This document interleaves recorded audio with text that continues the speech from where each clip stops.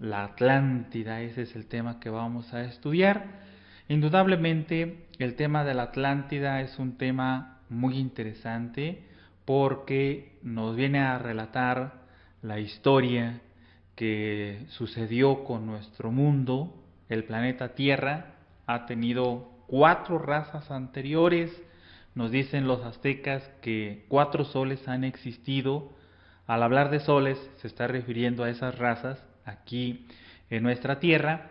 La primera fue la raza polar, la segunda la raza hiperbórea, la tercera la raza lemur y la cuarta precisamente fue la Atlántida. Es interesantísimo la Atlántida porque nos muestra cómo se sucede la historia de una raza, cómo se procesa, y esto nos sirve de fundamento o de basamento para entender cuál es la misión que tenemos aquí como seres humanos, y de ahí partir para saber cuál es la misión que tenemos como seres humanos, como hombres, como mujeres, como chispas, como esencias aquí en la Tierra. Cuando uno estudia el Códice Borgia, ese códice maravilloso de nuestros antepasados, se encuentra con algo que verdaderamente nos sorprende.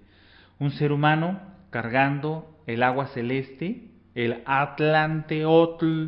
Ese es un ser humano cargando el agua celeste muy semejante al Atlas griego, que estamos nosotros acostumbrados a dar prioridad a este símbolo.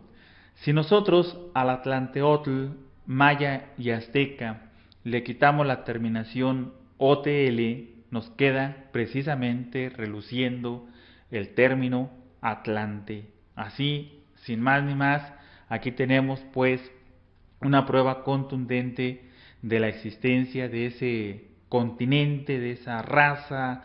No es una islita nada más, como muchos piensan, sino toda una humanidad que existió hace muchísimos miles de años y que tuvo una civilización extraordinaria, pero que al igual que nosotros se degeneró, y al degenerarse toda raza pues es destruida, ya sea por sí mismos o por los fenómenos de la naturaleza. Así que pues aquí tenemos esa maravillosa coincidencia del Atlanteotl maya y azteca junto con el Atlas griego. Ahí tenemos las raíces de la Atlántida. Claro, hay muchísimos libros acerca de la Atlántida, muchos de ellos son fantasías, otros de ellos son intencionalmente para confundir a la gente, pero como quiera hay investigadores serios en este asunto y con ellos tenemos que acercarnos para estudiar este tema maravilloso. Ahí se encuentra Elliot Scott, que nos deja inclusive unos mapas de cómo fue la geografía del planeta en las distintas catástrofes que han ocurrido en la Tierra, cómo fue en la Lemuria, cómo fue en la Atlántida, con sus distintos cambios que ha tenido geológicos y geográficos, y ahí están en esos mapas de Elliot Scott. No se diga la maestra Elena Petronila Blavatsky en sus obras monumentales como Isis sin velo o Doctrina secreta, en donde esta iniciada de origen ruso nos entrega, nos instruye en cómo fue la Atlántida, cómo pasó, cómo se degeneraron los atlantes, cómo empezaron a hacer adoraciones a su propio cuerpo en lugar de a la divinidad. Empezaron a decir somos reyes, somos dioses, nos dice la maestra Elena, y fue cuando cesó su tercer ojo. Así nos afirma en estancias antropológicas de esta gran iniciada. O sea, perdieron su visión espiritual. No se diga, pues el fundador de estos estudios gnósticos, el maestro Samael Aun Weor, y en esto se basa esta clase, pues es formidable la enseñanza que nos da acerca de la Atlántida. Y por supuesto el doctor Arnoldo Krumheller, alemán, que nos deja también en sus libros bastante información acerca de este tema. Bueno, pues esos investigadores sí que podemos confiar y así darnos una idea acerca de esta raza que existió. Y claro, tenemos también a filósofos como Platón, que en sus escritos es una persona pues muy respetada, que han seguido su enseñanza muchas personas y en la cual se fundamentan bastantes teorías, hipótesis, razonamientos, etcétera. Bueno, pues Platón nos habla precisamente de esta humanidad, de esta raza, hasta nos da nombres, plantas y muchas cosas, Platón, en los escritos que nos entrega.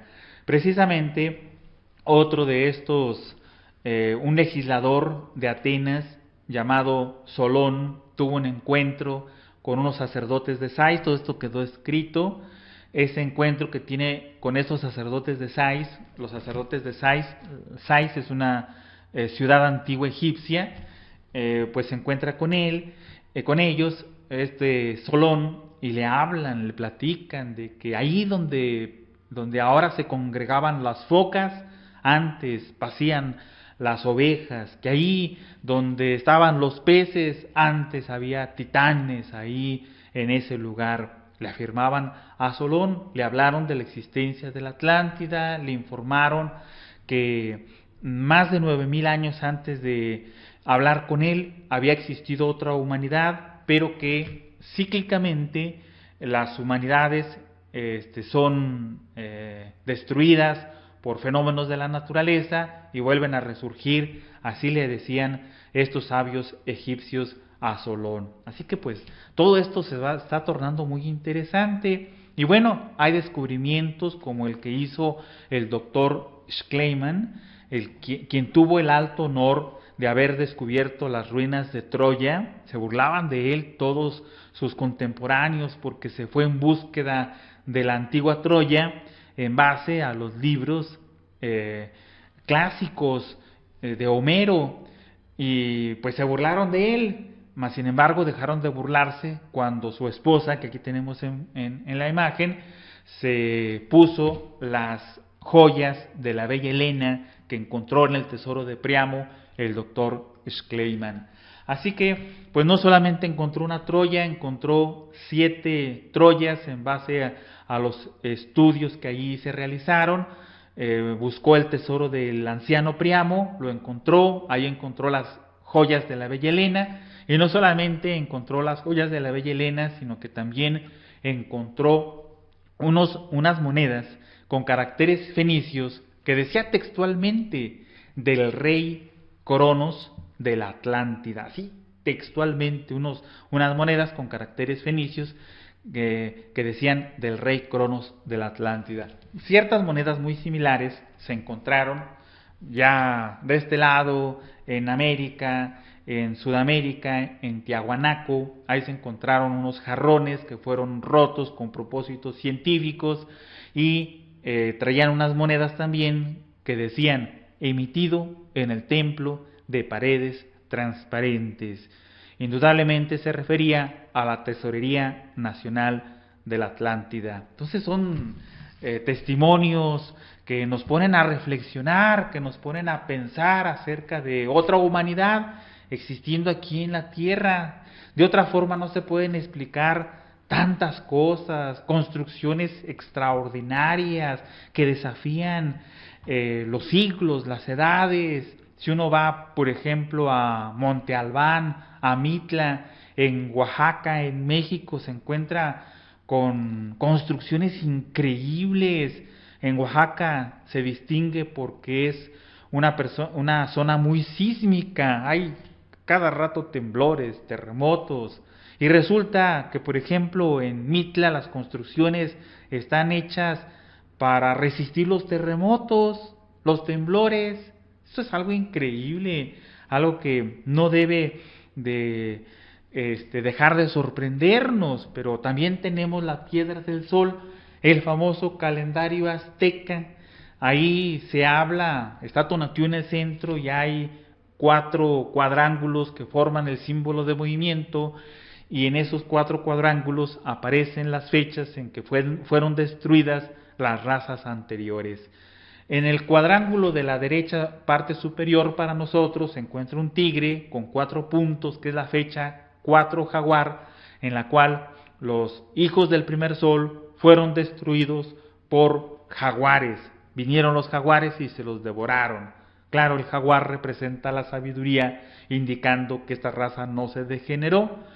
En el lado superior izquierdo vemos la máscara del dios Ejecatl, el dios del viento, y 4 puntos, la fecha 4 Ejecatl, o 4 dios del viento, o 4 viento, que nos marca la fecha que según los aztecas afirman que los hijos del segundo sol, o raza hiperbórea, como le llamamos en la Gnosis, fue destruida por fuertes huracanes. Pero la palabra huracán viene del náhuatl y del maya, que quiere decir el soplo divino, el hálito divino o Dios.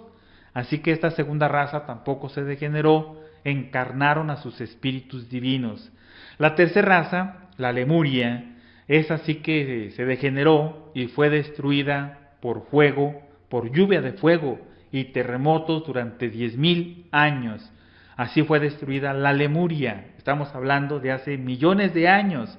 La época de oro de la Lemuria fue hace 25 millones de años. Hace 18 millones de años fue la caída edénica, cuando comimos el fruto prohibido, cuando comimos la manzana, y bueno, de ahí, desde hace 18 millones de años que venimos para abajo.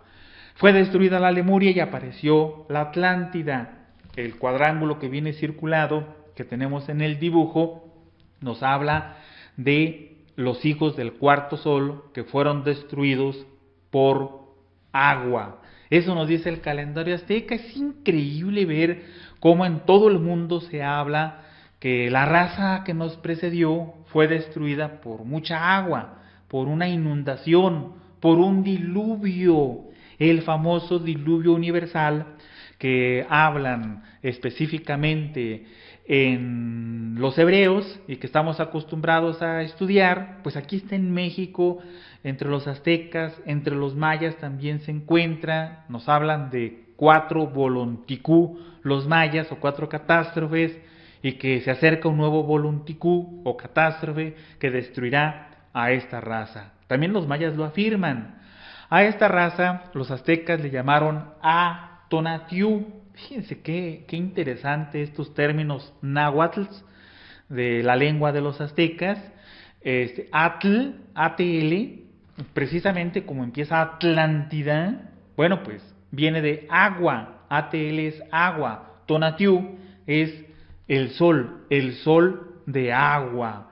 Aquí lo tenemos representado, el sol de agua, que es la Atlántida, así le llamaron los aztecas, Tonatiuh, a la Atlántida, y esta fue destruida por el diluvio universal. Eso es lo que se habla en las distintas culturas. Claro que en cada cultura le da su tinte especial, de acuerdo a los símbolos que hay alrededor, de acuerdo a la cultura, a la época, pero todos vienen a tener similitudes y nos hablan de una catástrofe que ocurrió y que esto vino a destruir la raza anterior porque se degeneraron, porque cayeron en los pecados capitales, porque involucionaron, porque se corrompieron, y entonces la raza fue destruida. Solamente unos pocos se salvaron. En el mito de Noé, pues nos habla de una pareja de animales que se sube al arca.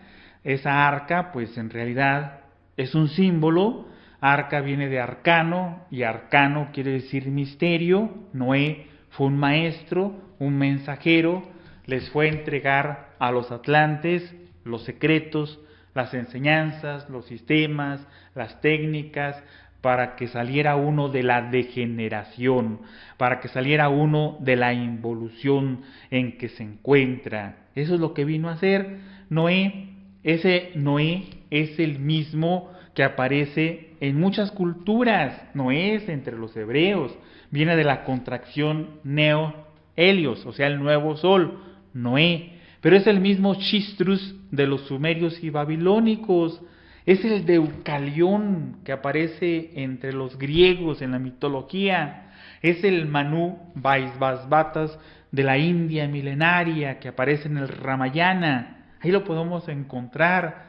Y los mitos son semejantes. En México encontramos a aquella pareja que se le avisó que iba a haber un diluvio porque estábamos degenerados y que construyeran una balsa de un árbol de ahuehuete.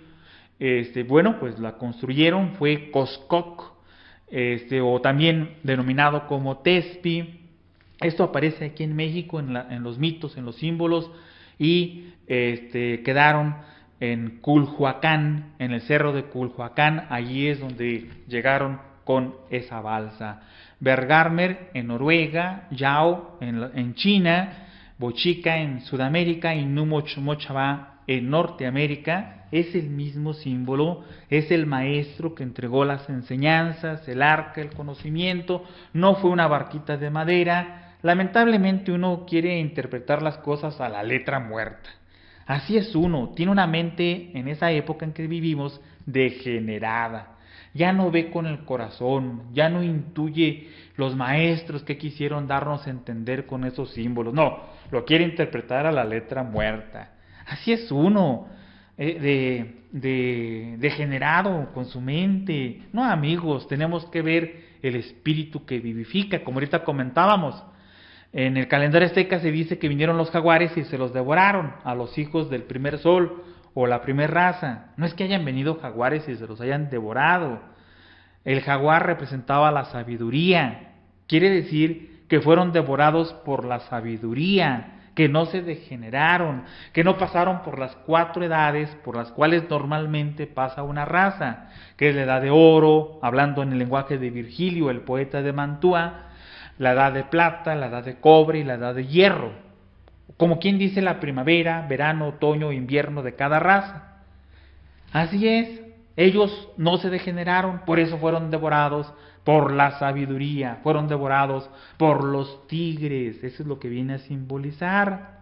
Así que, pues hay que tratar de entender lo que hay ahí. El arca no es una barquita. Si nosotros vemos las medidas del arca, pues no caben ni una pareja de dinosaurios o una pareja de los animales que actualmente existen, no van a caber según las medidas del arca. No, aquí entra la cábala, el significado de los números, los codos con que vienen las medidas del arca, pues hay que sumarlos entre sí, el alto, el ancho, el largo, y nos da sintetizándolo el número 11, o sea, 1 y 1, que es el hombre y la mujer. Nos viene a dar la clave de esa arca, que ahí están los secretos en el matrimonio, en la pareja, para salvarse. Todo esto está enseñado en todos los libros sagrados del mundo. Así que pues todo esto lo venimos a encontrar en las leyendas, en los mitos, en los códices, y nos venimos a sorprender de la tremenda similitud que hay entre los mayas y los egipcios. Sí, ¿cómo es posible si hay tantos kilómetros de distancia y un mar tremendo que los divide? ¿Cómo es posible que haya tanta similitud en la cultura maya y egipcia? Para muestra, como dicen por ahí, un botón. Las pirámides, ¿cómo se les ocurrió a los mayas hacer pirámides como templo? Y a los egipcios igual. ¿Cómo fue esta ocurrencia? Inclusive, bueno, nosotros vemos las pirámides principales, la de Keops, la de Miquerinos, que aparecen en Egipto, pero allí se encuentra una pirámide escalonada, igual que las mayas. ¿Por qué hay tanta similitud? Porque tienen un tronco común. Ese tronco común que formó la cultura maya y la cultura egipcia es uno solo. ¿Cuál es ese tronco común? Pues el que estaba en medio de estas dos culturas, de la cultura egipcia y de la cultura maya. Está en el Océano Atlántico. Está donde se encontraron las principales ciudades atlantes.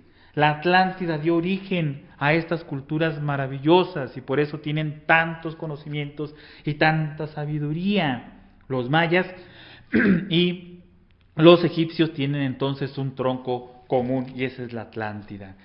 Pero podemos irnos un poco más lejos, vayámonos al Tíbet, vayámonos al templo de Lhasa, en el Tíbet. Aquí hay un manuscrito caldeo, escrito unos 2000 años antes de Jesucristo, que dice a la letra: cuando la estrella de Baal cayó en el lugar donde ahora solo hay mar y cielo, así nos dice.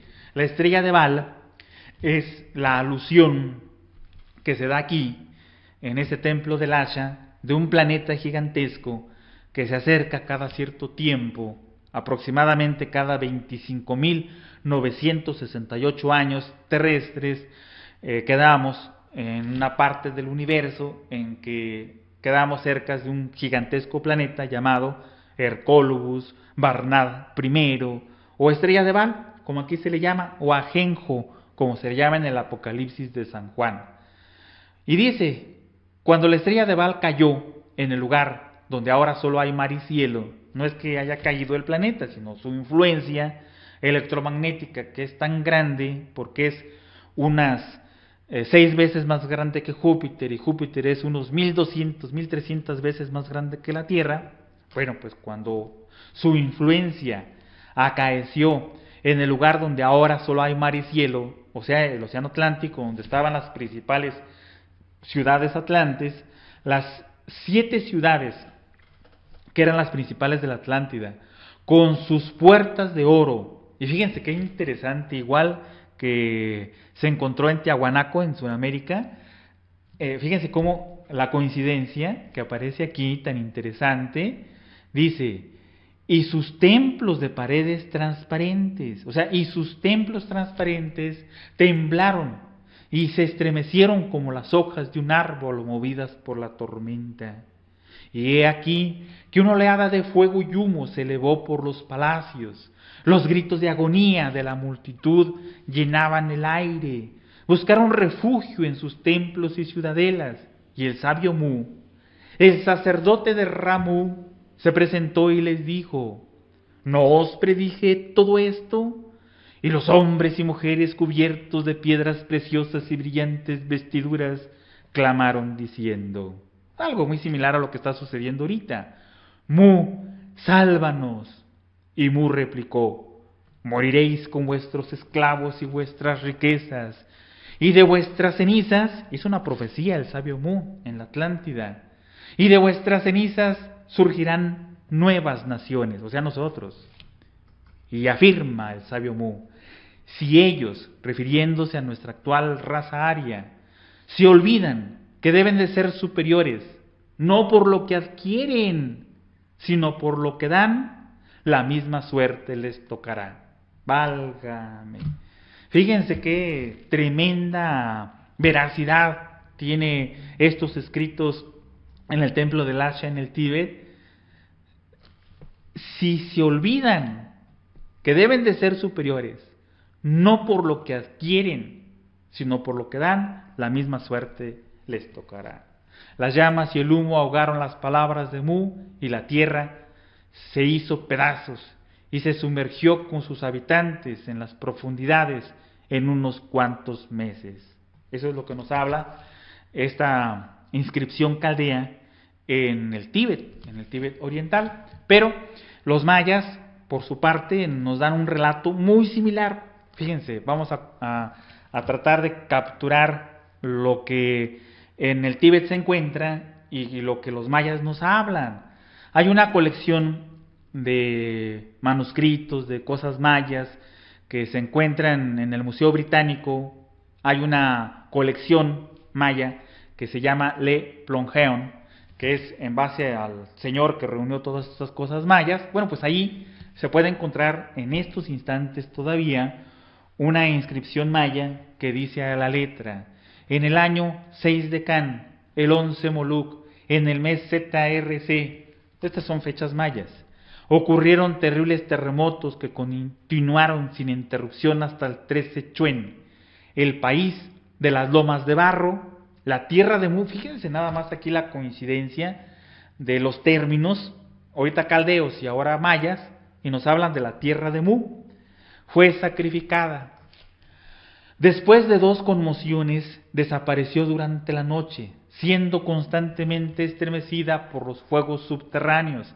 Quisieron que la tierra se hundiera y reapareciera, varias veces y en diversos lugares. Al fin, la superficie cedió, y 10 países se separaron y desaparecieron, se hundieron. 64 millones de habitantes, 8,000 años antes de escribirse este libro. Válgame, pues esto sí que es interesantísimo. Si uno se pone a reflexionar en estas dos inscripciones, una caldea en el templo de Lhasa, en el Tíbet, y otra maya, pues nos viene a relatar la misma catástrofe atlante. Y bueno, pues todo esto es interesante de los testimonios que hay en todo el mundo, pero no es el propósito de nuestra conferencia que ustedes crean que existió la Atlántida o que no crean. Es interesante ver la historia de la Atlántida, todo lo que sucedió, y vamos a empezar con su geografía, hablando. Estos mapas son de Elliot Scott, escribe un libro interesante que se llama La Atlántida, por Elliot Scott, y nos muestra el mundo cómo fue en las diferentes épocas que existieron. Y este es el primer mapa de la Atlántida que nos muestra Elliot Scott. Se parecen mucho a ciertos mapas que hay en las cuevas de los Himalayas que tienen en resguardo ciertos lamas tibetanos. Y pues aquí tenemos estos mapas muy interesantes en donde de rojo vemos cómo fue la Atlántida y de azul vemos cómo fue la raza anterior, o sea, los vestigios que tenían todavía de la raza anterior a la Atlántida, la tercera, llamada la Lemuria. Como podemos ver, conectaba el viejo mundo que llamamos ahora, lo que existía del viejo mundo, que nada más era la parte de Asia, la parte sur de Asia, la vemos ahí, no existía toda la parte norte de Asia. Vemos que existía ya la India, que entonces recibía el nombre de Perlandia por los buscadores de perlas, y África, nada más existía la parte noreste de África, era un continente chiquito, Grabonsi se llamaba este continente, y de hecho muchos iniciados de la raza africana, o sea de la raza de Grabonsi de aquellos momentos, hacían grandes peregrinaciones por tierra, como vemos estaba conectado, por tierra hacían peregrinaciones por toda la Atlántida y llegaban a México. Como podemos ver, México existía desde entonces, hacia Yucatán, hacia la zona maya o hacia Teotihuacán, el lugar donde los hombres se hacen dioses. Esas peregrinaciones eran espirituales y en honor a estos iniciados de color negro que venían de Grabonsi, la antigua África, que nomás existía la parte noreste, estaba chiquitita. Con las catástrofes que ocurrieron, se fueron añadiendo a Grabonsi más tierra hasta formar lo que actualmente es África. Así que nosotros, como gnósticos, no consideramos la teoría de la Pangea, que dice que existía toda tierra, pan quiere decir toda, gea tierra, o sea un solo continente, y que de ahí se fueron dividiendo. No, para nosotros no existe esa teoría, más bien estamos de acuerdo con estos cambios, tierras que se han hundido, tierras que emergen de lo profundo de los océanos y que ha cambiado la geografía del planeta. Así que estos iniciados negros venían, llegaban a el Golfo de México, que era tierra, era un hermoso valle, y entonces ya llegaban a Yucatán o a Teotihuacán. En esas grandes expediciones espirituales que realizaban estos maestros, estos iniciados de color negro. Y en honor a estos iniciados quedaron en la cultura llamada en México Olmeca unas cosas que nadie puede explicar. Estas cabezas que vemos aquí son de la cultura olmeca, gigantescas cabezas olmecas que fueron talladas o amasadas porque tenían la fórmula, los atlantes, para amasar las rocas, así como nosotros tenemos el cemento, pero ellos no era tan burdo, tan material, no. Ellos combinaban ciertos elementos de la tierra con plantas y utilizaban la parte espiritual de las plantas también, que llamamos nosotros elementales, y así construían rocas de la mejor calidad, amasaban rocas de la mejor calidad. Y así es como tenemos estas gigantescas cabezas olmecas, que si pueden observar un poquito, como la foto que tenemos aquí de una cabeza olmeca que es gigante, van a observar los labios característicos de las personas de África, la nariz característica de la persona de África, los ojos característicos de las personas de África. Aquí no hay en México características fisonómicas así, similares. Esto es en honor a los altos maestros e iniciados que venían de Grabontzi. Así que pues es interesante todo esto. Existieron ciudades muy famosas en Asia, que entonces se llamaba Ashart, así se llamaba Asia en la Atlántida.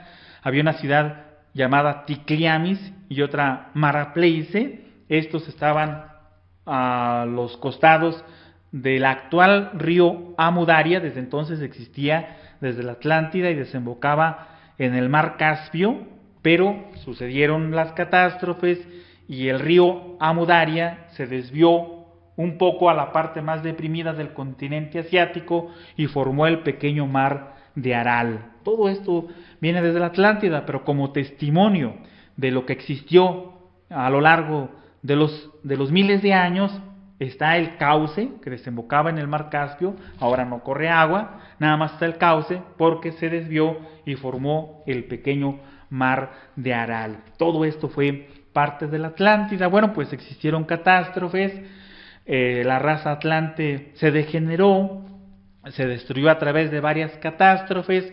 Una ocurrió hace 800,000 años y cambió la fisonomía, tal como lo muestra aquí Elliot Scott. Emergieron tierras, se sumergieron tierras, cambió la fisonomía, aumentó a África, como podemos observar, y luego otra catástrofe que dejó más o menos así la Tierra, y la última catástrofe que ocurrió fue lo que Platón menciona, y de ahí vienen muchas teorías de que fue una isla, porque quedó un pequeño continente chiquito, o sea, una pequeña porción de tierra entre América y el continente, los continentes de Europa, Asia y África. Ahí quedó la famosa Poseidonis que nos llama Platón. De ella habló Platón, fue el último pedazo de la Atlántida.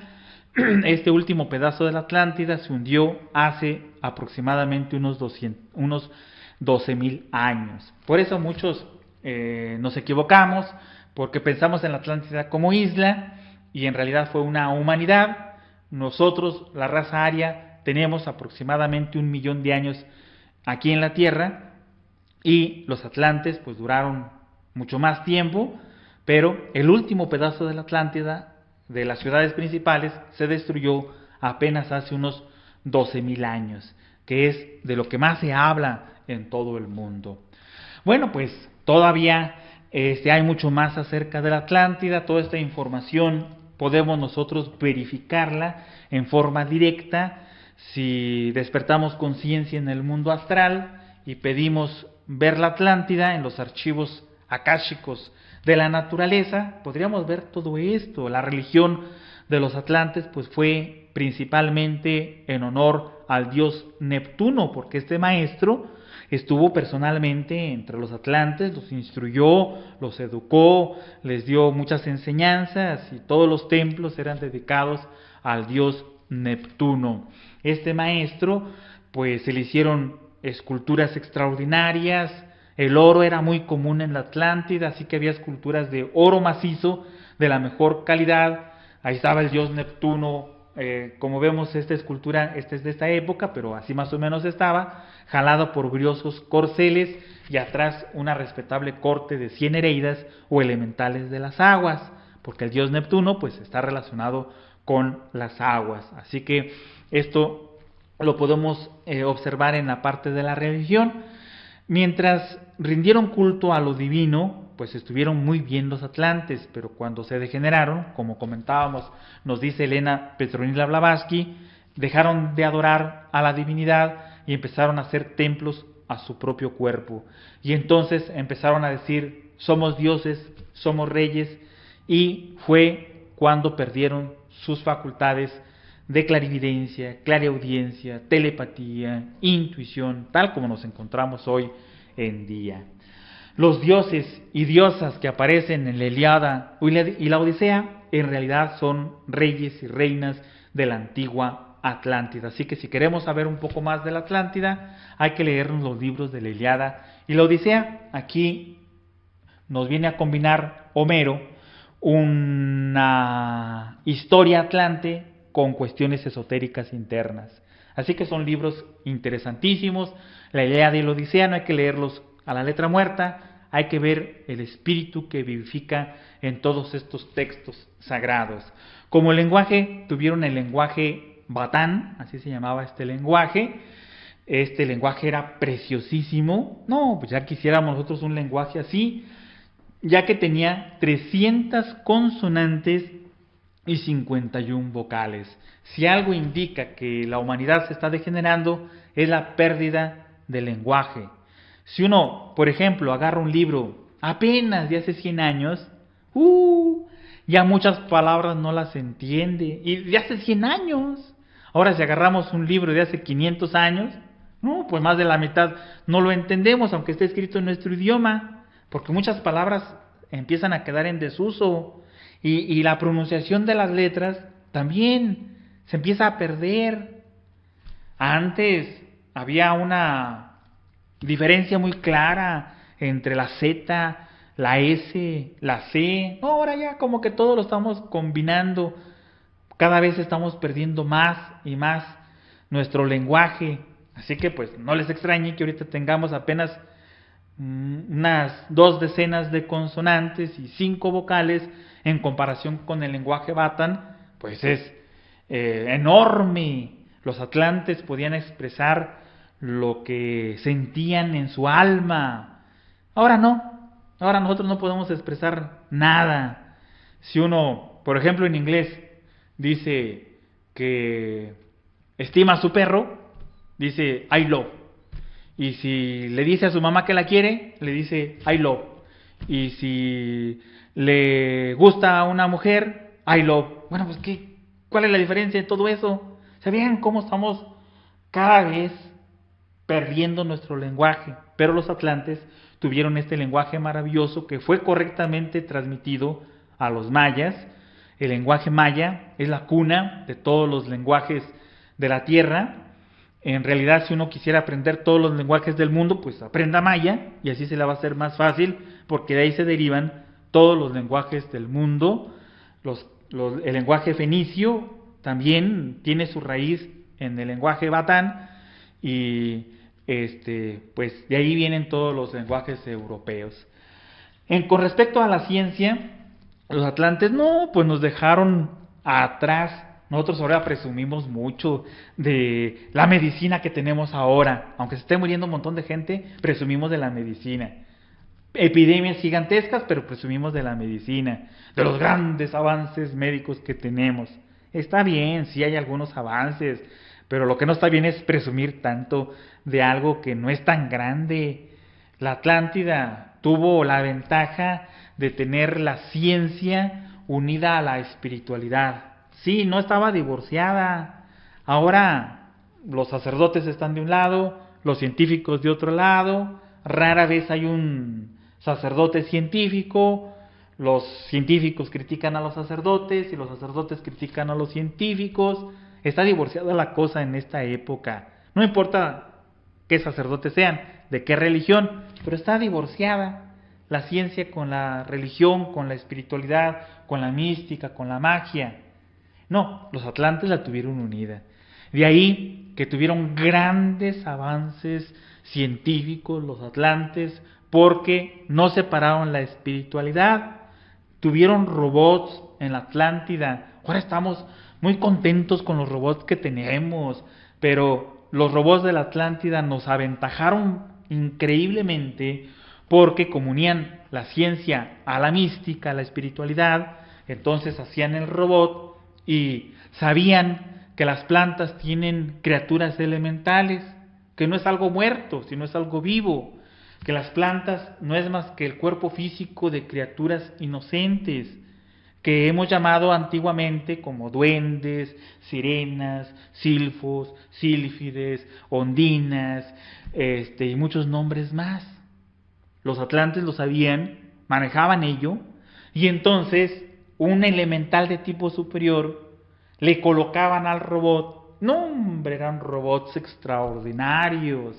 No solamente les podían ayudar en sus múltiples cosas de su vida práctica, sino que además les podían hasta predecir de peligros, ¿no? Hacían muchas cosas estos robots, porque en lugar de meterles inteligencia artificial, como le estamos metiendo ahora, les metían un elemental. Así que pues eran robots maravillosos, extraordinarios.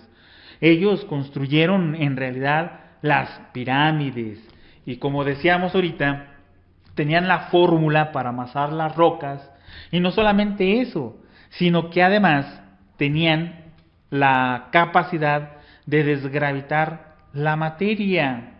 Entonces así tuvieron la capacidad de construir las pirámides en aparatos que apenas cabían en la palma de sus manos, movían unos botones y entonces podían quitarle el peso a la materia. Las pirámides fueron construidas por los sabios de la sociedad de Akaldán. La sociedad de Akaldán era como quien dice, la mejor universidad de esta época, como decimos aquí en estos días, la mejor universidad. Bueno, pues había una sociedad de científicos extraordinaria. Esa era la sociedad de Akaldán y ellos fueron los constructores de las pirámides. De hecho, la esfinge era su símbolo sagrado, su símbolo característico de esta sociedad. Esa esfinge que encontramos entre los griegos y claro, entre los egipcios, viene de la Atlántida. Tuvieron también máquinas telepáticas. No se quemaban tanto la cabeza, no venían a fundirse tanto la cabeza con los estudios, porque tenían máquinas que apretaban unos cuantos botoncitos y como no tenían divorciada la ciencia de la mística, telepáticamente recibían preciosa información intelectual. Eso es lo que hacían los atlantes. De hecho, muchos tesoros atlantes están actualmente en donde platicábamos ahorita en la parte de geografía, en Asia, en el desierto de Gobi, están las ciudades de Tikliamis y Marapleize, bajo las arenas del desierto, y hay muchos aparatos de estos que estamos platicando, pero lamentablemente no podemos acceder a ellos porque, imagínense lo que haríamos con los aparatos desgravitatorios. ¿Qué creen que haríamos? No es difícil adivinarlo. Inmediatamente los utilizaríamos en las guerras. No crean que los utilizaríamos para fabricar casas para los que tienen desastres naturales. No, inmediatamente se irían a las grandes potencias del mundo, a esas que están declarándose la guerra, y entonces las guerras serían más desastrosas, más horribles. Así que por eso, sí, ahí están esos aparatos atlantes bajo las arenas del desierto de Gobi, pero están debidamente protegidas, nadie las puede tocar. Si algún día el viento descubriera alguna de estas ciudades o parte de ellas y alguien las viera y se acercara, inmediatamente sería muerto por los elementales que los protegen. Los gnomos y pigmeos protegen estos lugares, porque sería desastroso para la humanidad si estos aparatos estuvieran al alcance de todos. Serán entregados solamente a la futura raza que existirá en la Tierra, la sexta raza. Nosotros somos la quinta, la raza aria. Existirá una sexta raza, se llamará raza Coradi, y a esta raza se le podrán entregar solamente a cambio de una conducta recta. Se les entregará todos estos avances maravillosos de los atlantes. Ellos conocieron la energía nuclear, la utilizaron en la paz. Sus templos de paredes transparentes eran alumbrados por energía atómica. Sus naves marítimas y aéreas eran impulsadas por energía atómica. Pero ellos lograron descubrir la energía atómica, no como nosotros, que la sacamos de uranio, plutonio y todos esos elementos radioactivos y que causan tanto daño. No, ellos lograron sacarla de ciertos granos vegetales. Claro, tenían unida la mística a la ciencia, así que podían hacer estas maravillas, y a esta energía le llamaron Vril. En La Paz, pues la utilizaron como decíamos, pero ya cuando se degeneró esta raza, también la utilizaron en la guerra. Hicieron explosiones atómicas en la antigüedad, y de eso hay testimonios en todas las partes del mundo. Tan solo basta leer el Mahabharata, que es el libro sagrado de la India, y que data de miles y miles de años hace, y dice uno de los versículos: era un solo proyectil cargado con toda la fuerza del universo. Imagínense esto, imagínense lo que dice esta inscripción, que data de hace muchos miles de años. Un solo proyectil cargado con toda la fuerza del universo, una columna incandescente de humo y llamas, brillante como 10,000 soles, se elevó en todo su esplendor. Era un arma desconocida, un relámpago de hierro, un gigantesco mensajero de muerte que redujo a cenizas a toda la raza de los Vrishnis y a los Andakas. Los cadáveres quedaron tan quemados que no se podían reconocer, se les cayeron el pelo y las uñas, los cacharros se rompían sin motivo, los pájaros se volvieron blancos. A cabo de pocas horas todos los elementos estaban infectados. Para escapar de ese fuego los soldados se arrojaban a los ríos, para lavarse ellos y su equipo. Un tallo fatal, como la vara de la muerte, medía 3 codos y 6 pies, dotado de la fuerza del trueno de Indra, la de 1000 ojos, destruía toda criatura viva. Válgame, hasta parece que es un reportero describiendo esas explosiones atómicas que estamos haciendo ahorita. Esto está en el Mahabharata, porque hubo explosiones atómicas en la antigüedad, y testimonio de ello hay en todas las partes del mundo. En el desierto de Gobi, que tanto hemos ahorita comentado, se les han ocurrido allí hacer experimentos atómicos. El intenso calor que se produce de las explosiones atómicas hace que la arena se convierta en un tipo de vidrio verdoso. Pero grandes extensiones en el desierto de Gobi ya se encontraban con ese mismo tipo de vidrio verdoso desde hace miles de años. Así que testimonios hay por todos lados. No es la primera vez que nos equivocamos, lo hemos hecho en el pasado.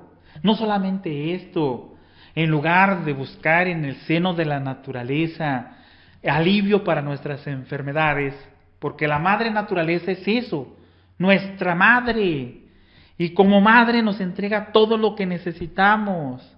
Ahí en nuestra madre está la forma de curarnos de cualquier cosa, de las grandes calamidades que tenemos, de todo lo que nos está pasando. Pero no, preferimos estar como en la Atlántida. En la Atlántida apareció la opoterapia, igual que ahorita está apareciendo, es decir, la aplicación de jugos glandulares a los enfermos o viejitos para rejuvenecerse o curarse. Eso está muy de moda en estos días, la opoterapia animal, la extracción de jugos glandulares de cerdos, de caballos, de animales y de humanos también, para aplicárnoslos, y así como nuestras glándulas dejan de funcionar, pues se inyectan las hormonas, y así nosotros tenemos un alivio temporal. Pues eso se hacía también en la Atlántida, pero estaba mucho más desarrollada. ¿Por qué? Porque no solamente aplicaban los jugos glandulares, sino que lograban sacar los fluidos de los chakras. Porque cada glándula, en cada glándula o en cada plexo hay un chakra. Entonces, no solamente sacaban los jugos glandulares, sino también los fluidos psíquicos de los chakras, y se los aplicaban, y así lograron durar mucho tiempo. No solamente hicieron trasplantes de corazón, como ahora que tanto nos vanagloriamos de que hacemos trasplantes de corazón, ellos lograron hacer trasplantes de cerebro. Hasta allá llegaron, pero claro que esto no es la mejor idea. La mejor idea es regresar a la madre naturaleza, que ella nos da todo lo que necesitamos. Eso deberíamos de hacer, ampliar el campo de estudio de lo que dejaron los egipcios, los mayas, los aztecas, los incas. No, ahí encontraríamos fórmulas de todo, ahí deberíamos de abocarnos, pero no, más bien queremos lo más difícil, lo que más aporte dinero, lo que más sea negocio, y pues bueno, estamos nuevamente haciendo exactamente lo mismo. En esta época de la Atlántida no solamente se hicieron la opoterapia humana, había una reina que se llamaba la reina Catebet, la de los tristes recuerdos. Esta reina resulta de que mandaba hacer sacrificios humanos de niños y de jóvenes, y luego que se hacían sacrificios a entidades negativas, llevaban esos cadáveres a laboratorios subterráneos en donde sus sacerdotes médicos les extraían los jugos glandulares y también la hiperquímica, o sea, los fluidos psíquicos de los chakras, para aplicárselos a esta reina Catebet, que logró permanecer siglos bien bella, y así encantaba a reyes y príncipes de la antigua Atlántida. Claro, pues todo esto trae sus consecuencias negativas, y por supuesto que la Atlántida entonces fue destruida. La Atlántida degeneró en canibalismo, porque después los cadáveres eran echados a las muchedumbres y se los devoraban embellecidos estos atlantes. Y también en magia negra cayó la Atlántida, la magia negra del Caribe, los caníbales de África, todos ellos son consecuencias de lo degenerado de la Atlántida. Así que cada raza pasa por 4 edades: la edad de hierro, la edad de cobre, la edad de plata y la edad de oro, y la Atlántida pasó por esas 4 etapas, y nosotros estamos pasando por estas 4 etapas. Ya pasó la edad de oro, donde todo era de todos, donde no existía lo mío ni lo tuyo, donde no existían fronteras, donde no existían guerras, donde cualquiera podía agarrar del vecino sin que se enojara. En la edad de plata seguían existiendo los principios espirituales, pero la cosa se hacía más material. En la edad de cobre empezaban las guerras, las fronteras, y la edad de hierro, pues es en la que estamos ahorita, donde es la máxima degeneración, donde lo blanco se vuelve negro y lo negro se vuelve blanco. Esto es lo que existió en la Atlántida y es lo que está sucediendo en estos precisos momentos. Así es, así que nos espantamos con la historia atlante, nos espanta la reina Catebet, la de los tristes recuerdos, la que hacía sacrificios humanos y sacaba la hiperquímica y química de las glándulas y así se mantenía bella, y luego echaba los cadáveres a las muchedumbres que se los comían envilecidos. Pero basta recordar los campos de concentración, las cámaras de gases, las guerras, la horca, la guillotina, el hambre que existe ahorita, la contaminación de ríos, la contaminación de mares y de la atmósfera, la explotación, el crimen. Todo esto viene a dejar a la degeneración atlante chiquita. En realidad estamos igual que en la Atlántida, estimados amigos. Estamos en el fin de esta raza aria. Nos queda muy poco tiempo. Realmente le decimos a los atlantes: quítate que ahí te voy. En degeneración hemos alcanzado niveles increíbles. En ciencia sí no los podemos igualar, pero en degeneración sí que les decimos: quítate que ahí te voy. Estamos cada vez más corrompidos. Estamos cada vez más en involución. En estos momentos podemos decir las palabras del sabio Mu, el sacerdote de Ramu: ¿no os predije esto?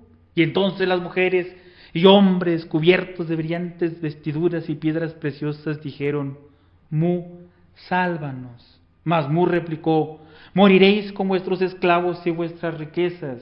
Y si ellos, o sea nosotros, se olvidan, no por lo que adquieren, sino por lo que dan, la misma suerte les tocará. Bueno, como dice el axioma, el que desconoce el pasado está condenado a repetirlo. Así que estamos pasando por lo mismo de la Atlántida, y nuevamente necesitamos nosotros pues hacer caso a los conocimientos, a la sabiduría, al arca que nos puede sacar del estado en que nos encontramos. de acabar con esa involución en que estamos nosotros inmersos y así pues hacer de nuestra vida algo mejor. Bueno amigos, pues esto es el tema del día de hoy, de la Atlántida. Pues hay mucha información en los libros de Gnosis. Les recomendamos, por ejemplo, la revista La Sabiduría del Ser número 24, que está dedicada exclusivamente a este tema de la Atlántida. Se van a nuestro portal, a la sección de revistas, descargan la revista número 24, en ella hemos puesto toda la información de este tema y también una de las lecciones de nuestro curso de antecámara. Ahí tienen mucha información para este tema de la Atlántida. Pues